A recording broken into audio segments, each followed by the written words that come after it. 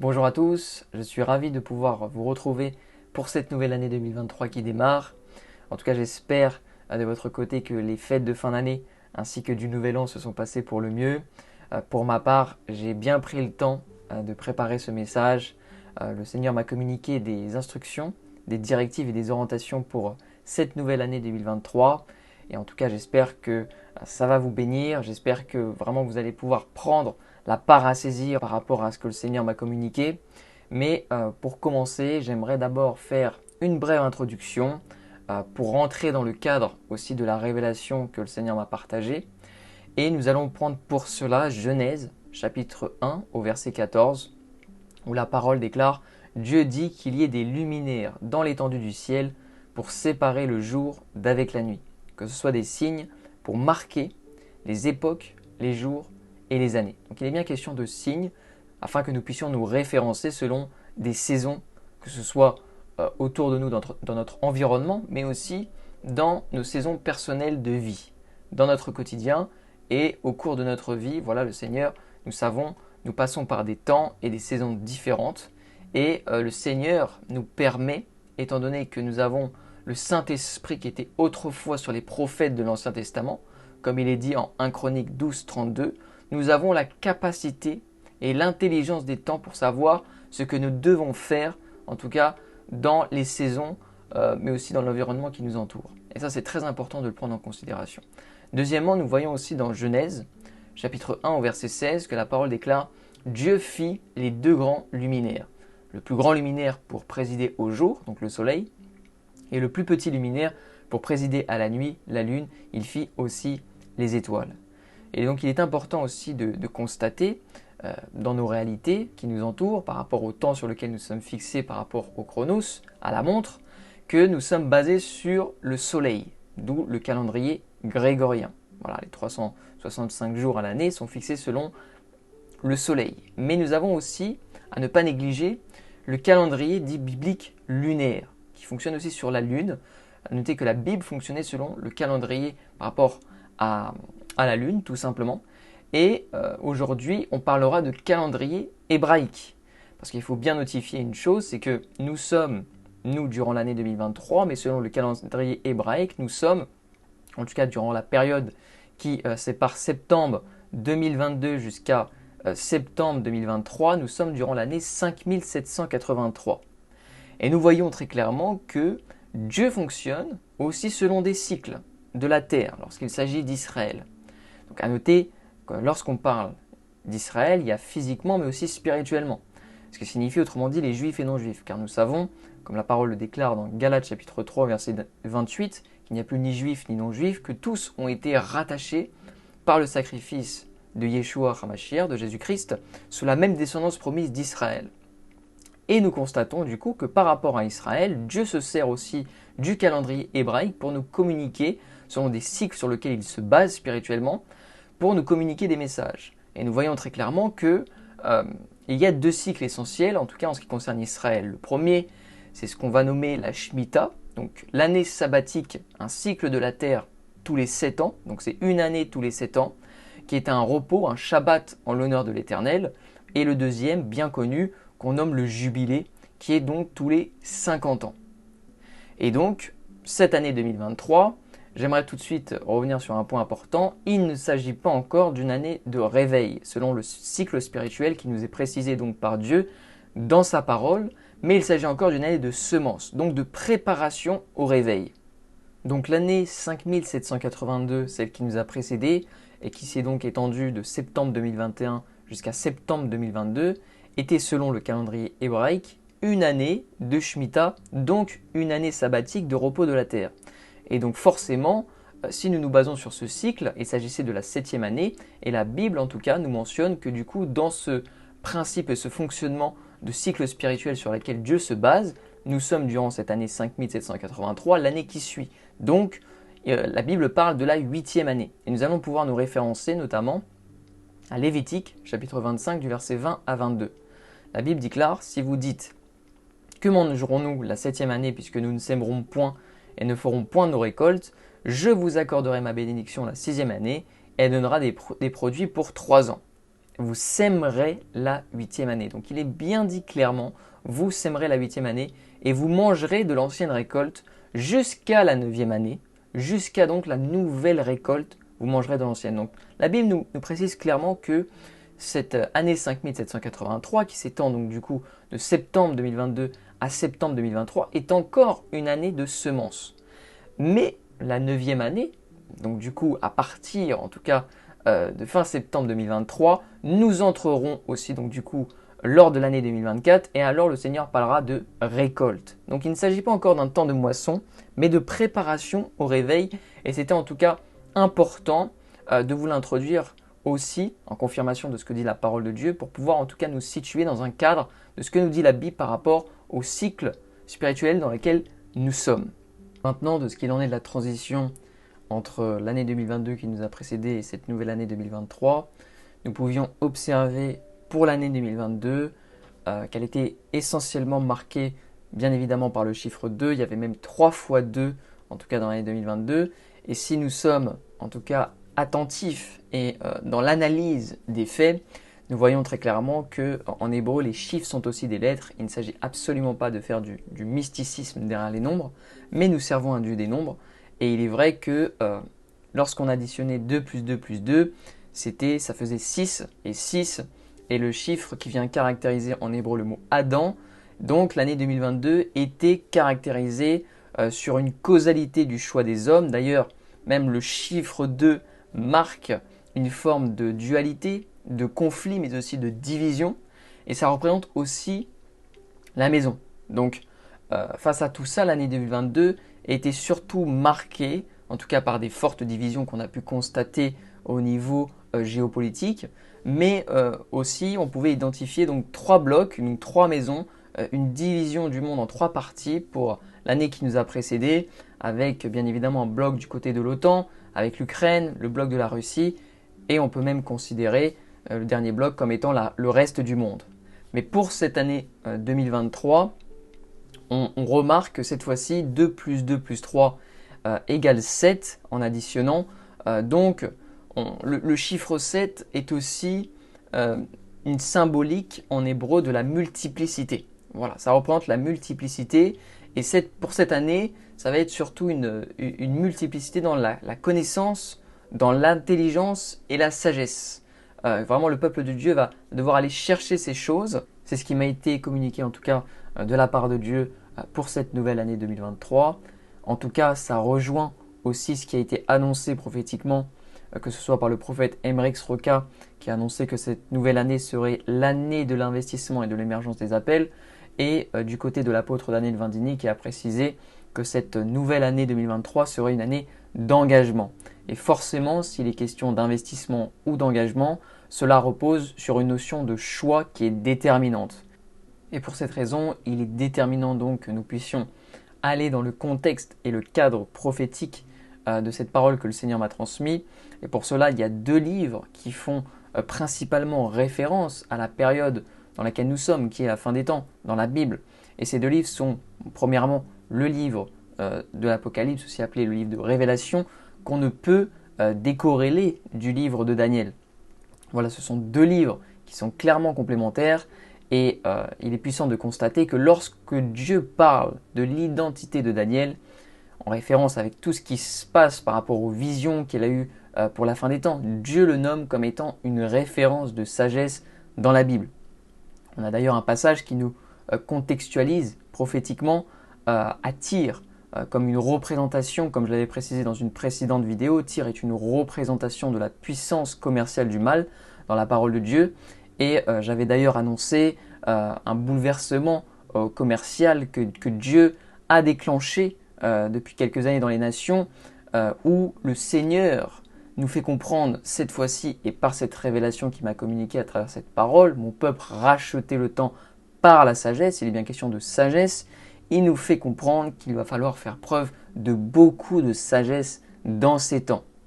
Non pas une sagesse humaine, mais une sagesse d'en haut. Cette sagesse de Daniel, cette sagesse divine, parce que nous pouvons clairement voir où a mené en tout cas la sagesse de l'homme, si ce n'est qu'à la perte des choses.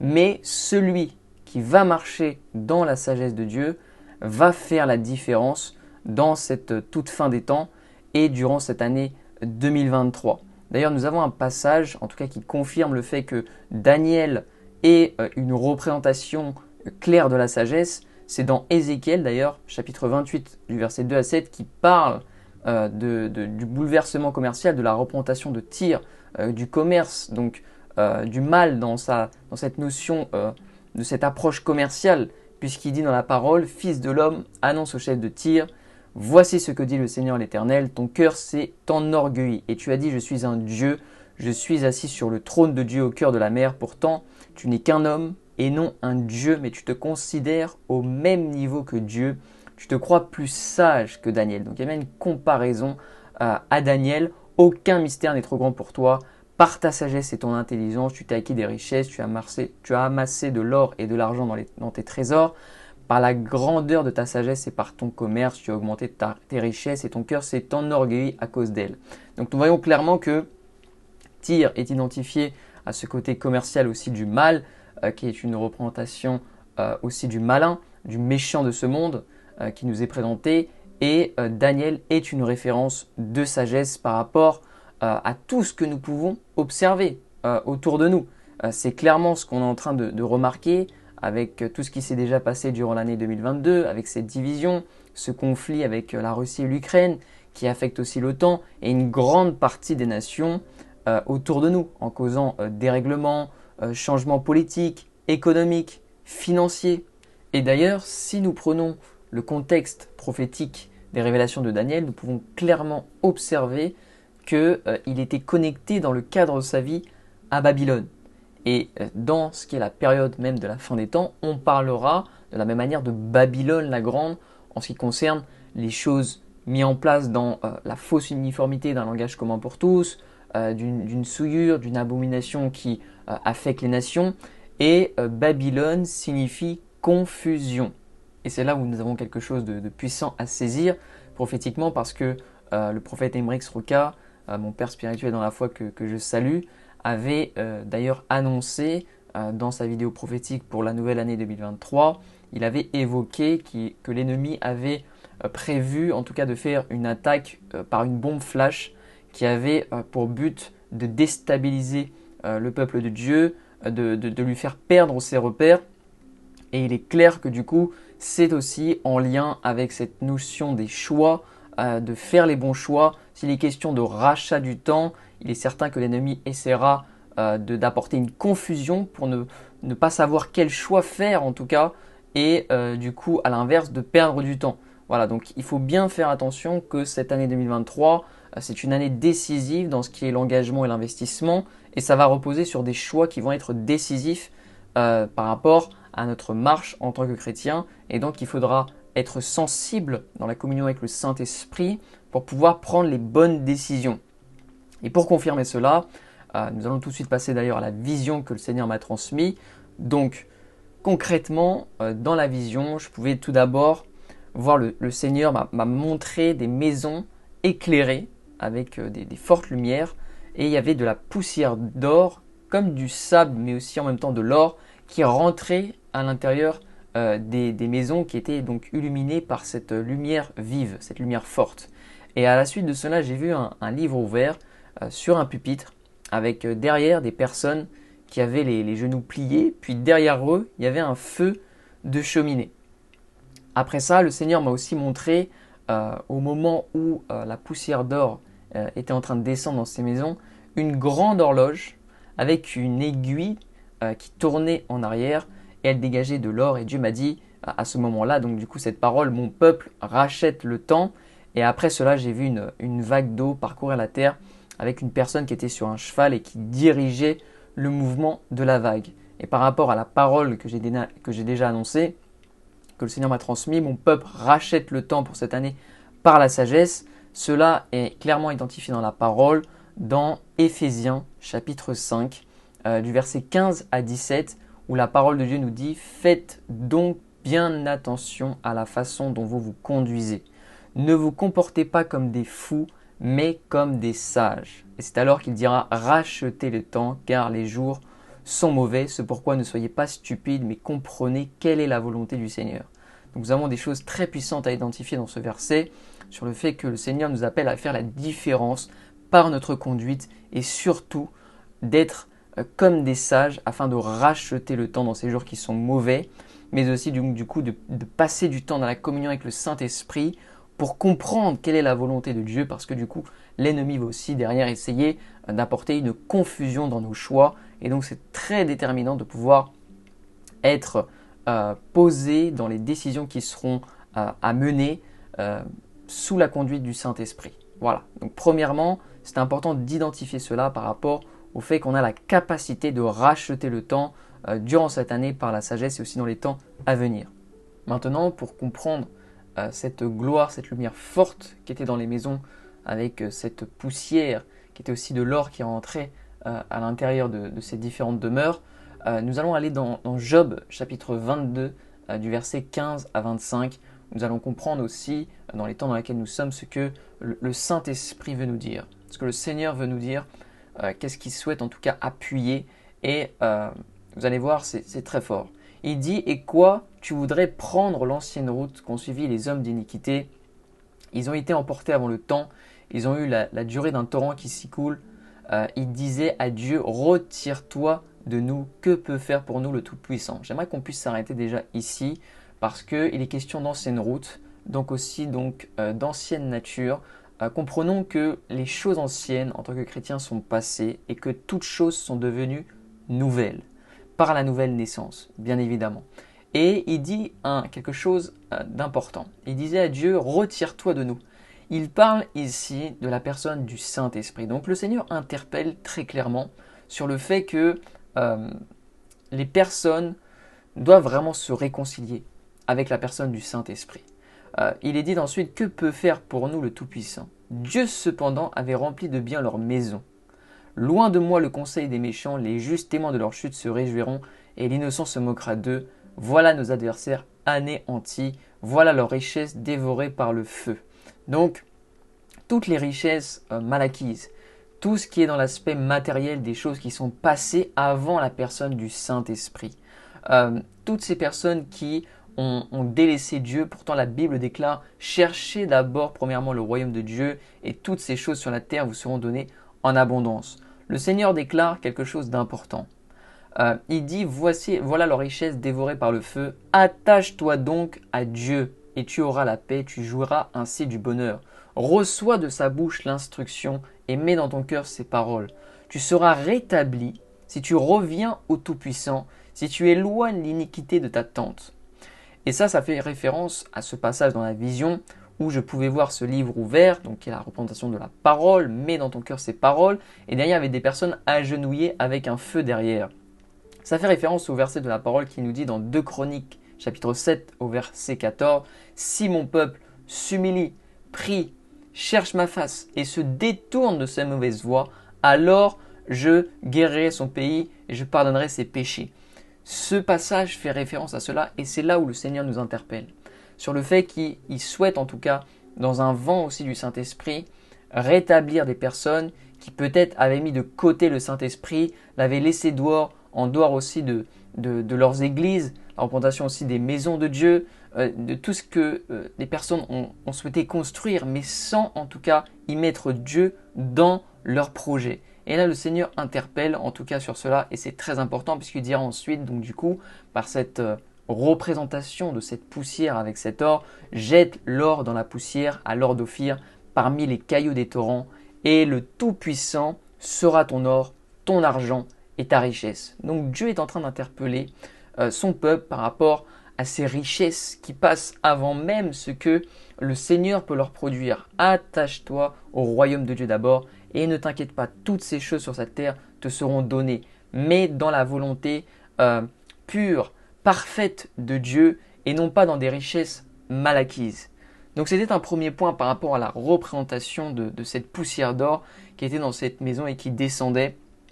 Et deuxièmement, cela fait référence aussi à Tyr, comme j'ai pu le préciser auparavant dans la vidéo, avec cet aspect de la sagesse, aussi en lien avec Daniel, puisque la parole de Dieu nous dit dans Zacharie chapitre 9, du verset 3 à 4, « Tyr s'est bâti une forteresse. Elle a amassé l'argent comme la poussière et l'or comme la boue des rues. Voici le Seigneur s'en emparera, il précipitera sa puissance dans la mer et elle sera consumée par le feu. Par aussi cette représentation de cette vague que j'ai pu voir qui passait sur les nations.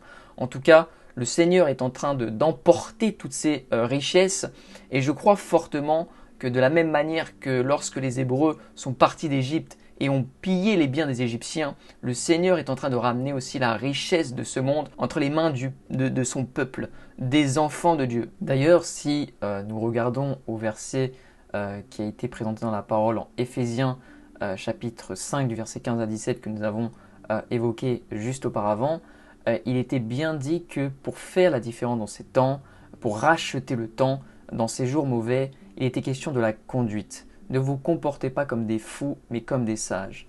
Et nous pouvons clairement mettre en lien ce verset avec ce passage qui nous est présenté aussi par rapport au cadre de Daniel avec Babylone, dans Daniel chapitre 4 du verset 14 à 17. Puisqu'il est dit, en tout cas dans l'approche même des tribulations, il cria avec force et parla ainsi. Abattez l'arbre et coupez ses branches, secouez le feuillage et dispersez les fruits, que les bêtes fuient de dessous et les oiseaux du milieu de ses branches, mais laissez en terre le tronc où se trouvent les racines, et liez-le avec des chaînes de fer et d'airain parmi l'herbe des champs, qu'il soit trempé de la rosée du ciel, et qu'il ait comme les bêtes l'herbe de la terre pour partage. Son cœur d'homme lui sera ôté, et un cœur de bête lui sera donné, et 7 ans passeront sur lui. Donc il est clairement notifié à la fin de ce verset que son cœur d'homme lui sera ôté, et un cœur de bête lui sera donné, puis 7 ans passeront sur lui. D'ailleurs, nous pouvons identifier ces 7 ans aux 7 années de tribulation qui nous sont aussi présentées dans le livre de l'Apocalypse. Mais il est clair que Dieu est en train, déjà maintenant, petit à petit, de couper l'arbre, de couper ses branches, de cet arbre de Babylone, de Nebuchadnezzar, en tout cas dans la parole, qui était vraiment une représentation de l'homme qui veut s'élever à la même hauteur que Dieu en mettant en place des choses. Mais tout est en train d'être coupé, cet aspect matériel des choses, ce côté de cette satiété, de cette abondance de ce monde, pour pouvoir en tout cas abreuver toutes les personnes sur cette terre. Dieu dit que son cœur d'homme lui sera ôté et un cœur de bête lui sera donné. Donc vraiment il y a cette notion aussi de conduite par rapport à la folie qui est précisée dans Éphésiens. Et donc il est déterminant de faire la différence dans ce monde parce que la sagesse va donc être mise en avant dans un monde qui court en tout cas à la dérive, qui court dans une folie qu'on voit de plus en plus autour de nous. Et donc il va falloir briller dans ce monde comme Jésus nous appelle à le faire. Faites des nations des disciples, soyez une lumière qui brille jusqu'aux extrémités de la terre. Et pour continuer aussi, nous voyons très clairement que c'est un signe de destruction quand même dans un aspect matériel, puisqu'il est dit dans Deutéronome chapitre 28 au verset 24, par rapport à cette poussière qui descend du ciel, l'Éternel enverra pour pluie à ton pays de la poussière et de la poudre, il en descendra du ciel sur toi jusqu'à ce que tu sois détruit. Donc il y avait une destruction de cet aspect matériel. Nous le voyons avec tout ce qui se passe, l'inflation, les crises économiques, financières. Tout cet aspect en tout cas est en train de tomber pour que les personnes puissent être disposées dans ces temps difficiles à s'approcher de Dieu dans la préparation de cette grande moisson qui est en train d'arriver, pour que l'homme revienne à l'essentiel. Et pour terminer, j'aimerais dire que par rapport à ce sable, cette poussière qui descendait du ciel, c'est aussi une représentation, comme j'ai pu le préciser, par cette année 2023, le chiffre 7 de cette multiplicité de la sagesse, de l'intelligence et de la connaissance à chercher auprès de Dieu, parce qu'il est dit dans 1 Roi chapitre 4 au verset 29, Dieu donna à Salomon de la sagesse, une très grande intelligence et des connaissances multipliées comme le sable qui est au bord de la mer. Très très important. Et il nous est dit aussi en Jacques chapitre 1 du verset 5 à 6, une prière à faire pour cette année 2023. Si quelqu'un d'entre vous manque de sagesse, qu'il la demande à Dieu, qui donne à tous simplement et sans reproche, et elle lui sera donnée, mais qu'il demande avec foi sans douter, car celui qui doute est semblable au flot de la mer agité par le vent et poussé de côté et d'autre. Donc cette année 2023 est une année de multiplicité, à chercher dans la connaissance, l'intelligence et la sagesse pour faire la différence dans les choix que nous allons devoir mener cette année d'engagement et d'investissement, de faire les bons choix pour pouvoir faire la différence dans ces jours mauvais. En tout cas, j'espère que cette vidéo vous aura béni. Je prie que cette année soit fructueuse de votre côté dans tous les domaines, qu'une prospérité à tous égards s'attache à votre vie. En tout cas, je vous salue et je vous bénis dans le nom tout-puissant de Yeshua HaMashiach et je vous dis à la fois prochaine. N'hésitez pas à vous abonner, activer la cloche pour recevoir les notifications des prochaines vidéos. Shalom, shalom.